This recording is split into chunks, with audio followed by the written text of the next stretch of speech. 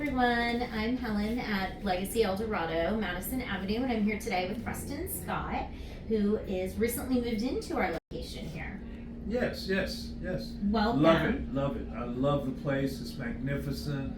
It's a perfect fit for me, and I love the staff, and everybody here is just so welcoming.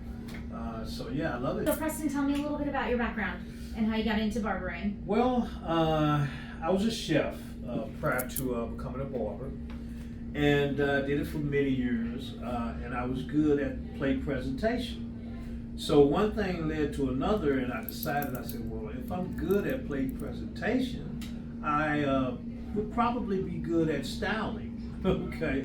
And so I got into the hair business, and I went to school in Houston, Texas. I'm originally from Dallas, Okay. and so I've seen the growth of the whole Metroplex here, and came back, after I did my schooling and everything in Houston. And so for 30 years I've been doing hair, and so I'm well experienced. I love it. I love people person, and I love working with people. Tell me a little bit about the training you had to go through to become a barber. Well, my day started at 6 in the morning. The school opened up at 6. And it was like a military type of training. They were very strict, of course, and they wanted us to follow a major process and duplicate it over and over and over. Not work on speed versus quality of the style. And so that's what we did, and they pushed it in me, and standards as well as disinfecting, sanitization was all being emphasized to pay attention to and learn. So tell me, Preston, how do you stay up to date with the latest trends, especially in the hair industry? Things are evolving all the time. How do you stay up to date with everything that's happening in the world? Well, I look at a lot of videos, and I pay attention to my industry, our industry. And what I try to do is, when I see videos that really catches my eye, I save them. And I like to communicate with different stylists and barbers in the industry, no matter whether it's locally or internationally. And so I email a lot, and we go back and forth, kind of like pen pals. And so I'm not intimidated by better or different things that make me better. Styles that's hard for me to do. I usually stick with it until I accomplish doing it. So I like a challenge, and so I'm inspired to stay with the industry, keep evolving with the industry, and in doing so, it's financially beneficial. Like, how do you feel it's financially beneficial for you?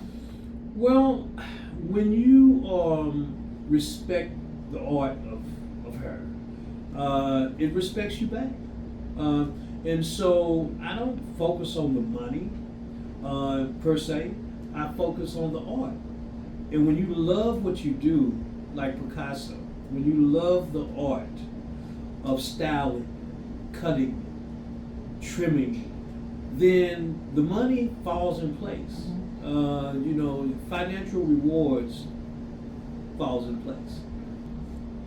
So now that we are entering 2024, do you feel that there's a lot of younger gentlemen, young guys coming into the industry or graduating from school, or do you think it's kind of one of those things that is old school, like the barbershop old school, or do you feel like we're seeing a lot of newer, younger guys coming in?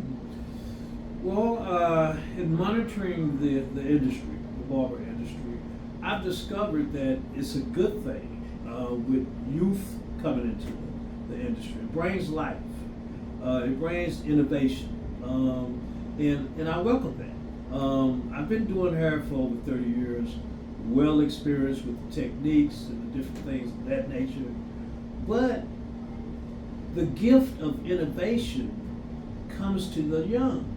And so I love it that it's a lot of young kids coming. But the main thing that I've discovered is some of them are coming in for the money and not the art.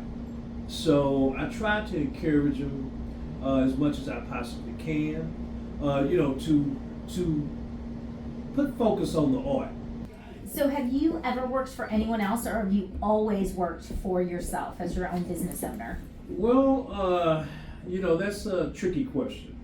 In the barber industry, you have we work as independent contractors. I wasn't an LLC in the beginning, so I was just a regular contractor. I never worked for a franchise, so to speak, like Supercuts, or to where I got a check. Mm-hmm. I always was an independent contractor at someone else's salon or barbershop.